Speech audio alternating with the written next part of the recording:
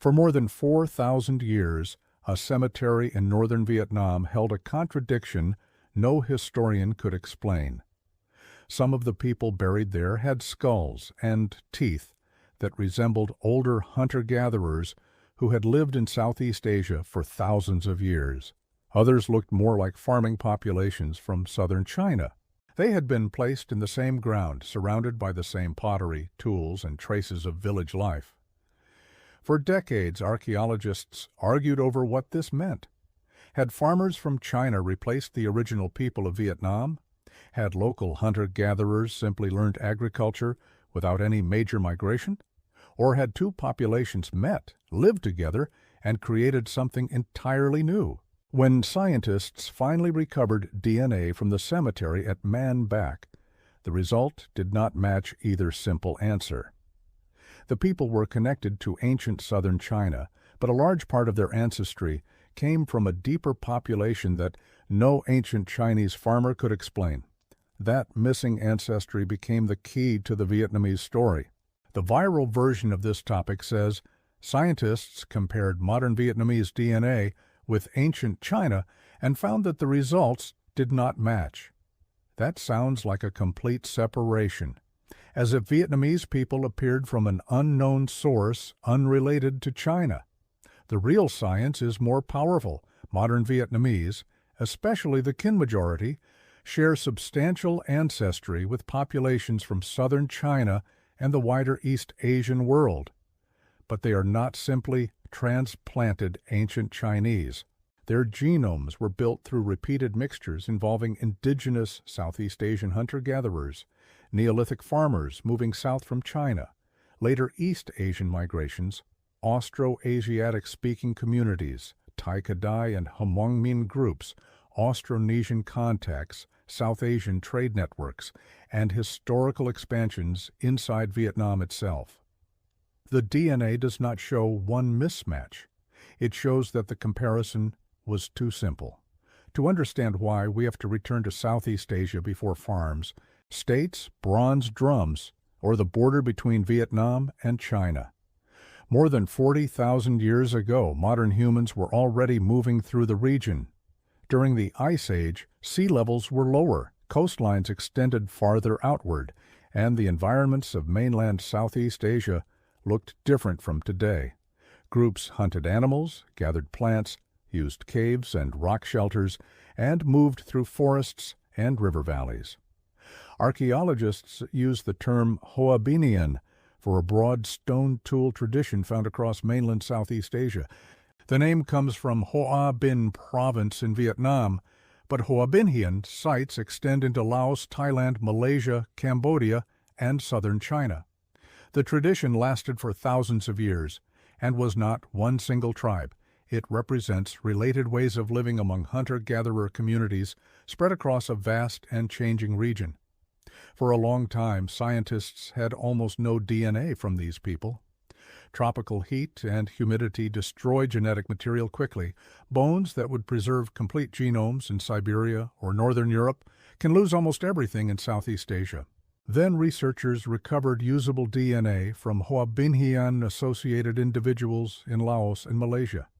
Their genomes revealed a deeply separated Eastern Eurasian ancestry related distantly to present-day Andaman Islanders, Papuans, and some indigenous Southeast Asian groups.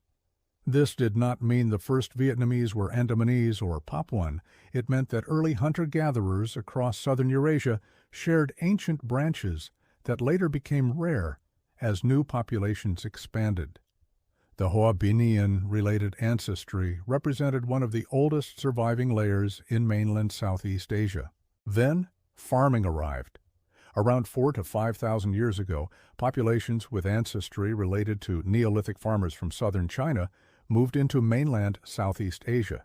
They carried rice and millet agriculture, domesticated animals, pottery traditions, and new forms of village life. Many researchers connect this movement with the early spread of Austroasiatic languages, the language family that includes Vietnamese, Khmer, Mon, and numerous smaller languages across Southeast Asia and eastern India. The farmers did not enter an empty land. At Manbach, in the Red River Delta region of northern Vietnam, people lived around 4,000 years ago in a settled community.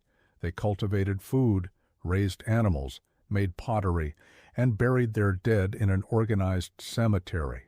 The site became central to one of the longest debates in Southeast Asian archaeology because the skeletons seemed to show two biological patterns. Some individuals resembled older local hunter-gatherers. Others resembled later East Asian farming populations. Ancient DNA finally showed that the community itself carried both histories. The Manbach individuals could be modeled as a mixture of ancestry related to southern Chinese agriculturalists and a deeply diverged hunter-gatherer lineage connected to Hòabìnhian populations.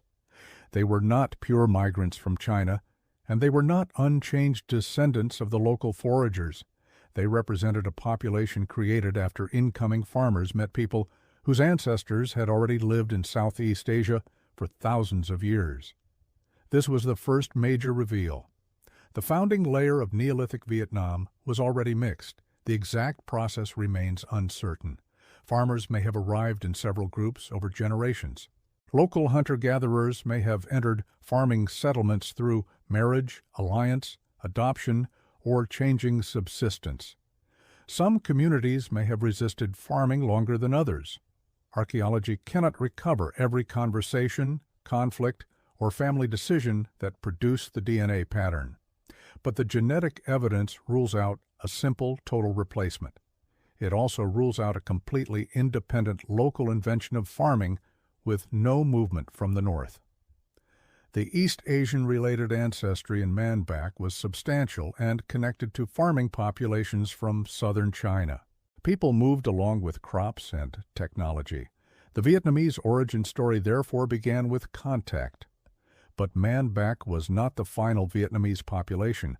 It was one moment in a much longer sequence. By the Bronze and Iron Ages, northern Vietnam had experienced additional migration from East Asia. Ancient individuals from sites such as Nui Nap carried more northern East Asian-related ancestry than the earlier Manbach farmers. This suggests that new groups continued moving south after the first Neolithic farming expansion. The population did not form once and remained unchanged. These later movements may have included people connected to expanding societies in southern China. Over time, states such as the Qin and Han pushed political and military power farther south. The Red River Delta became part of imperial networks linking present-day northern Vietnam with southern China. Soldiers, administrators, farmers, merchants, prisoners, and families moved through these systems. Chinese rule over parts of northern Vietnam lasted for long periods between the 2nd century BCE and the 10th century CE, although resistance and local autonomy repeatedly challenged it. This history left enormous cultural effects, including writing, administration, philosophy, technology, religion, and vocabulary. It also left genetic effects, but not a complete population replacement. Modern Kin Vietnamese often cluster genetically near southern Chinese populations, such as the Dai and southern Han, rather than northern Han from Beijing. This makes geographic sense. Southern China and northern Vietnam have been connected by rivers, mountains, trade routes, migration, and shared population history for thousands of years. But genetic similarity does not mean identity. Southern China itself was never one population. Before Han expansion, it contained many communities speaking languages ancestral to Austroasiatic, Tai Kadai, Hmong-Mien, Austronesian, and other families. Ancient DNA from Guangxi and Fujian has revealed deeply separated southern East Asian lineages that differed from Yellow River farmers in northern China. When later Han populations expanded south, they mixed with these earlier southern groups. This means ancient Chinese DNA is not one stable reference. A farmer from the Yellow River, a coastal person from Fujian, a hunter-gatherer from Guangxi, and a later southern Han individual carried different ancestry profiles. Asking whether Vietnamese match ancient China is like asking whether all Europeans match one ancient European civilization. The answer depends on which population, which region, and which period is being compared. The strongest connection between Vietnamese ancestry and China lies mainly with ancient southern East Asian populations, not with one northern imperial race. Language gives another clue. Vietnamese belongs to the Vietic branch of the Austroasiatic language family.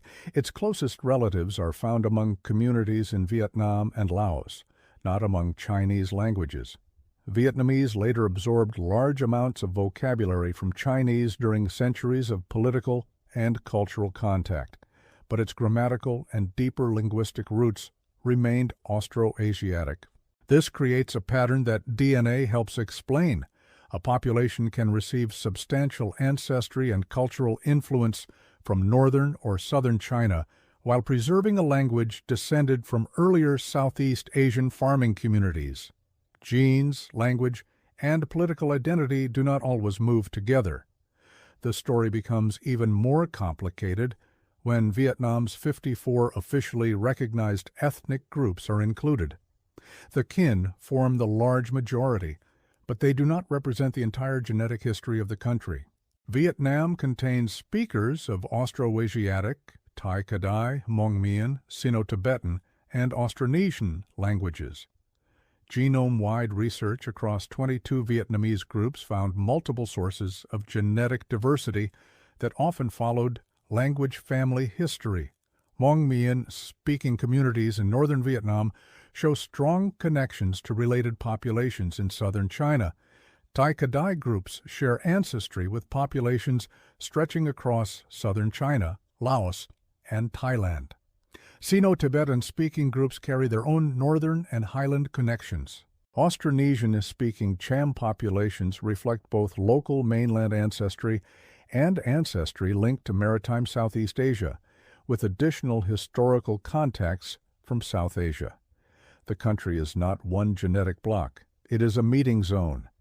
This diversity also reveals why using one king sample from a modern DNA database can misrepresent the origins of all Vietnamese people. Many international studies once relied heavily on 99 kin individuals sampled in Ho Chi Minh City by the 1000 Genomes Project. That data set was valuable, but Vietnam contains nearly 100 million people spread across northern mountains, central coastlines, plateaus, river deltas, and southern regions. In July 2026, researchers published VN1K, a genomic resource built from more than 1,000 unrelated kin individuals whose family backgrounds covered 53 of Vietnam's provinces and cities. The study found millions of variants missing from existing databases and showed that Vietnamese genomes align closely with Chinese Dai and other Southeast and East Asian populations while preserving their own genetic structure. This new research did not discover that kin Vietnamese fail to match China. It showed why they cannot be represented adequately by Chinese or Japanese reference genomes in medical research. Similarity is not sameness. Population-specific variants can affect disease studies, drug responses, immune genes, and the accuracy of genetic risk predictions. The VN1K project also exposed a modern version of the ancient problem. For years, medicine treated East Asian populations as though one Chinese or Japanese dataset could represent everyone. Vietnamese patients were grouped into a broad Asian category, even though their genomes contain distinctive variants and ancestry combinations. The same oversimplification that distorted history can distort health. Yet the deepest twist arrived from a different direction. For decades, scholars believed the major prehistoric ancestry of mainland Southeast Asia could be explained mainly through two layers: indigenous Hòabìnhian hunter-gatherers and Neolithic farmers from southern China. Recent analyses suggest the situation may have been even more complex. A 2026 study of Austroasiatic-speaking populations and ancient genomes detected signals related to deeply diverged ancestry shared with ancient South and Southeast Asians in some Neolithic individuals. including people from Manbach and Mai Dieu. The researchers cautioned that this did not necessarily represent a direct migration from the Indus civilization into Neolithic Vietnam. Statistical models use imperfect ancient populations as proxies. The signal may reflect an older lineage related broadly to ancient South Asian, Southeast Asian, and Southern East Asian hunter-gatherers, rather than a recent group arriving from India. This is important because viral stories often turn every shared genetic signal into a lost civilization. The evidence does not show Harappan colonists founding Vietnam 4,000 years ago. It shows that the oldest Asian population branches were interconnected in ways current samples do not fully capture. The missing ancestry may not belong to one named civilization.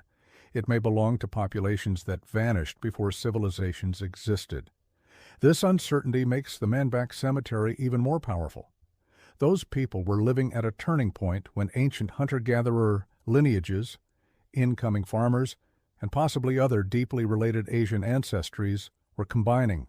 Their descendants helped create later Austroasiatic-speaking populations, but subsequent migrations continued changing the genetic landscape. By the Iron Age, Vietnam was connected to wide trade networks. The Dong Son cultural world in northern Vietnam produced famous bronze drums, advanced metallurgy, wet rice agriculture, and maritime exchange. The Sa Huyn culture in central Vietnam maintained links with island Southeast Asia.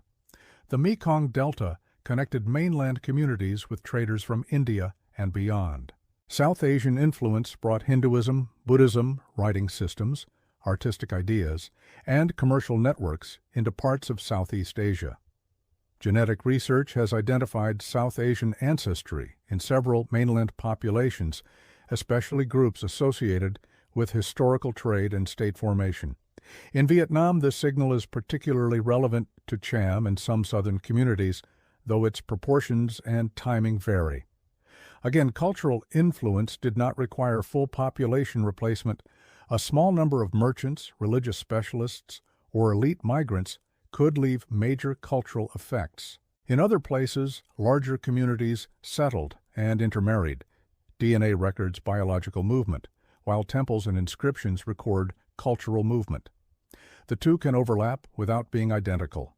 The kin population itself expanded south over many centuries in a process known as Nam Tien. Beginning from a northern heartland, Vietnamese states gradually extended control towards central and southern regions, confronting and absorbing territories associated with Champa and the Khmer world. Migration followed political expansion. Families moved into new lands, local communities were displaced or incorporated, and ancestry mixed in different ways. Genetic studies have dated important admixture in modern kin to historical periods connected with these movements, although estimates depend heavily on the populations used as models.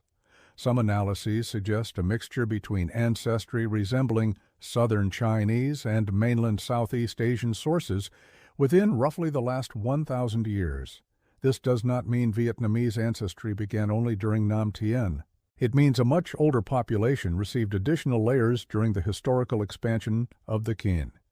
The Cham tells a different story. They speak an Austronesian language related to languages of island Southeast Asia, yet genetic studies often show that much of their ancestry is local mainland Southeast Asian. Their history may involve language and cultural influence from Austronesian migrants mixing with established populations, rather than a complete replacement by island settlers. Some paternal and maternal lines tell different stories, suggesting sex-biased migration and complex social contact. The Hmong, Thai, Nung, Muong, Khmer, Dao, and other communities each preserve additional roots through the same landscape. Mountains isolated some groups, markets connected others, war relocated families, states reclassified identities.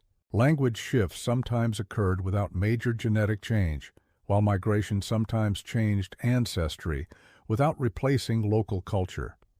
This is why the title's word Vietnamese must be used carefully. It can mean citizenship, national identity, the kin ethnic majority, or all communities living within Vietnam. Genetics cannot reduce those meanings to one profile. A kin person from Hanoi, a Hmong person from the Northern Highlands, a Cham person from central Vietnam, and a Khmer Krom person from the south may carry noticeably different ancestry patterns while all belonging to the modern country. National identity is real.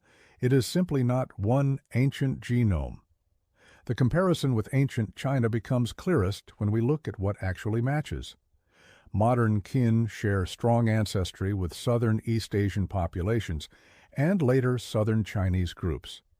Neolithic farmers related to southern China contributed substantially to Manbach and to the spread of agriculture and Austroasiatic associated ancestry through mainland Southeast Asia.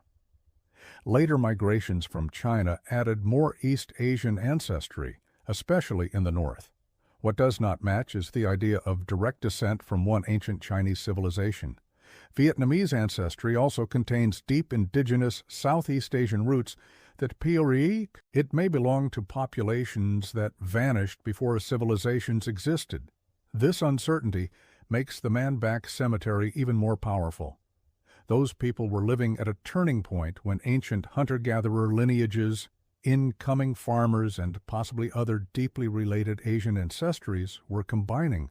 Their descendants helped create later Austroasiatic-speaking populations, but subsequent migrations continued changing the genetic landscape.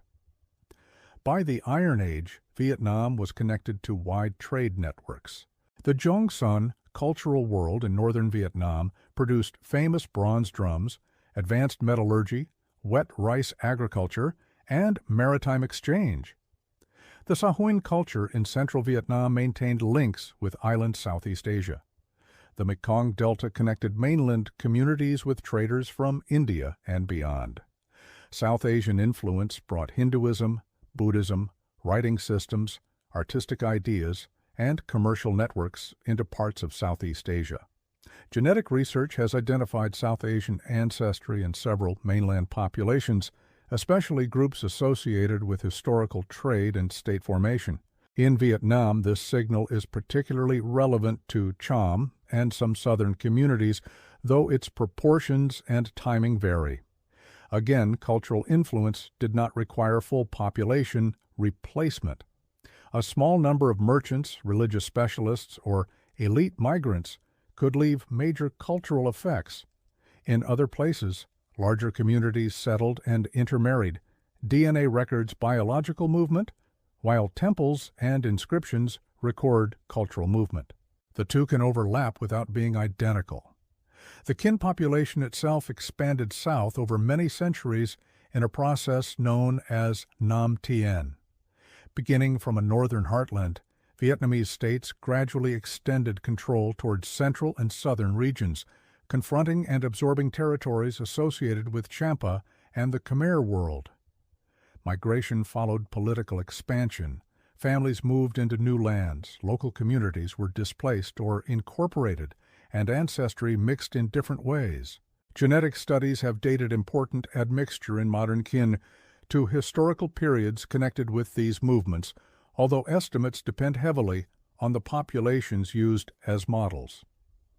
Some analyses suggest a mixture between ancestry resembling southern Chinese and mainland Southeast Asian sources within roughly the last 1,000 years. This does not mean Vietnamese ancestry began only during Nam Tien. It means a much older population received additional layers during the historical expansions of the kin. The Cham tells a different story. They speak an Austronesian language related to languages of island Southeast Asia, yet genetic studies often show that much of their ancestry is local mainland Southeast Asian. Their history may involve language and cultural influence from Austronesian migrants mixing with established populations rather than a complete replacement by island settlers. Some paternal and maternal lines tell different stories, suggesting sex-biased migration and complex social contact.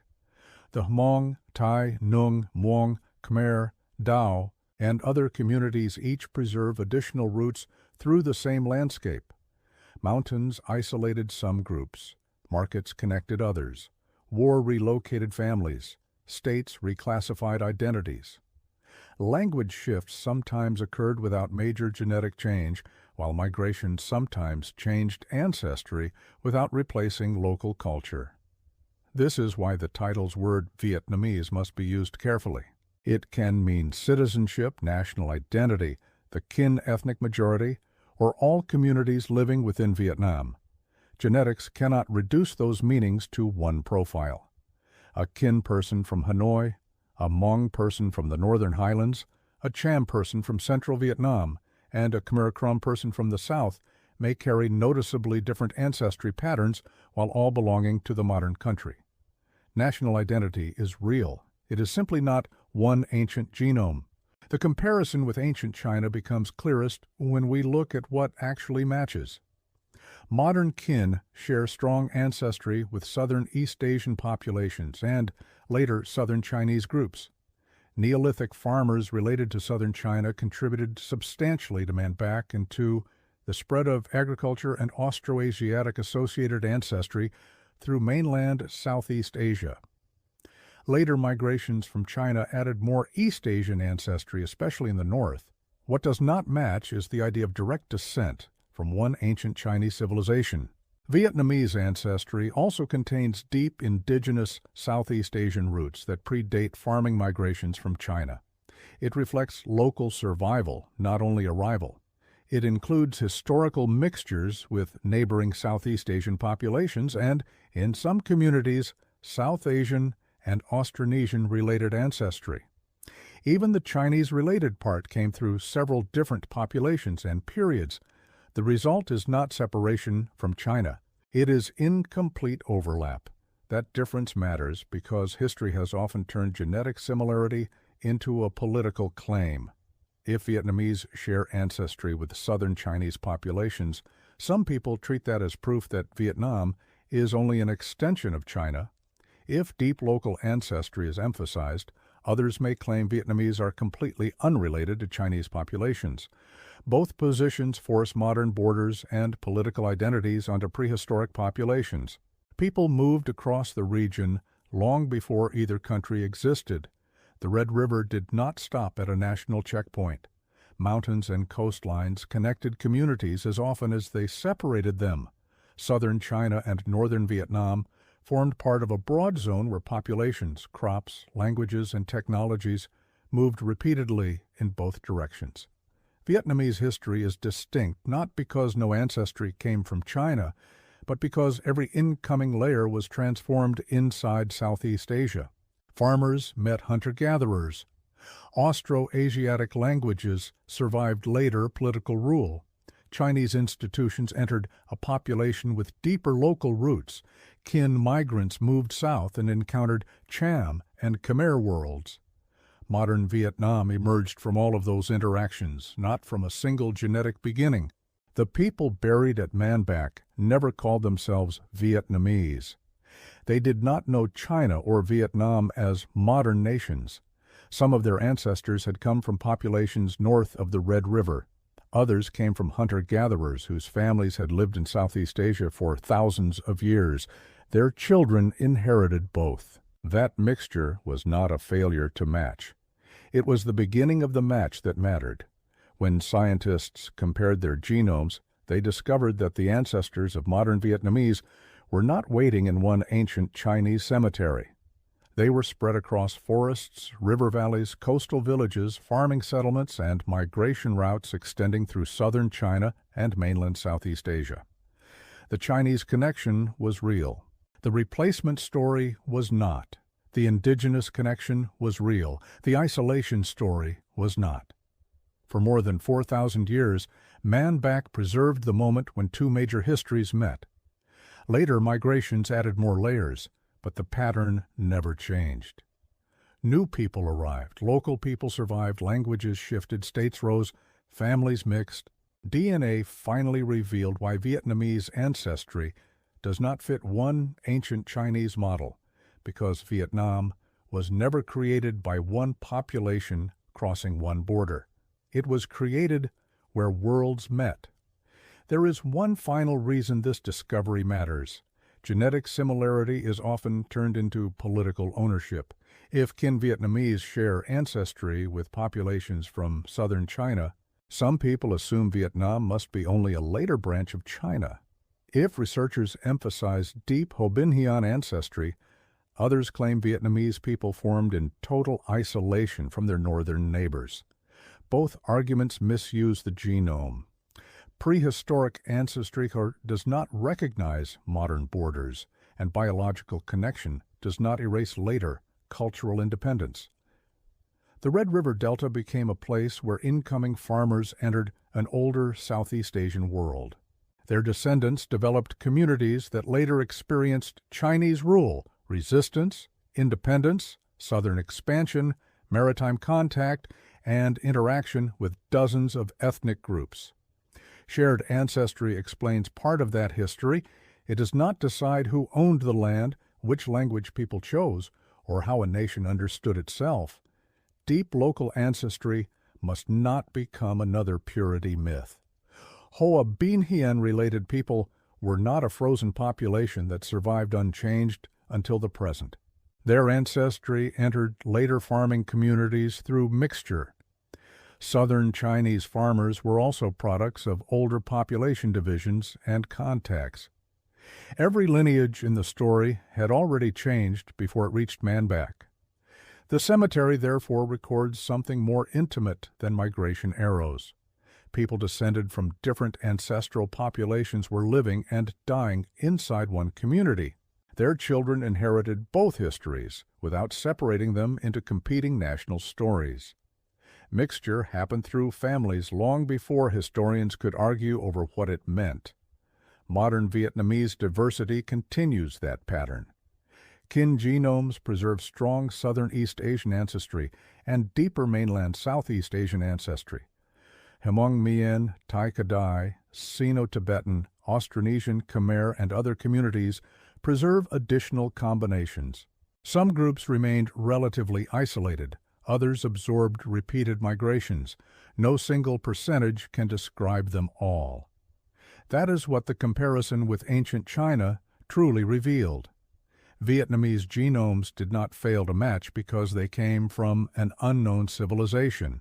They matched several populations at different depths of time. One connection led north toward Neolithic farmers and later East Asian migrations. Another led deeper into the forests and river valleys of prehistoric Southeast Asia. Further layers led toward maritime islands, highland communities, and Indian Ocean exchange. The contradiction inside Manbach was never a contradiction at all. It was the original evidence that Vietnam had always been a crossroads. This layered history also explains why Vietnamese genomes cannot be reduced to a percentage labeled Chinese. Ancient southern China contained populations closely related to early Southeast Asians, while later Han expansions changed the ancestry of southern China itself. A modern match to southern Chinese groups may therefore reflect shared ancestry older than either nation, later migration during imperial periods, or both. The label alone cannot distinguish those events. The most honest conclusion is that Vietnamese ancestry did not fail to match ancient China. It matched several ancient populations because Vietnam was formed where northern farmers and southern communities met. Its truth was continuity through repeated mixture,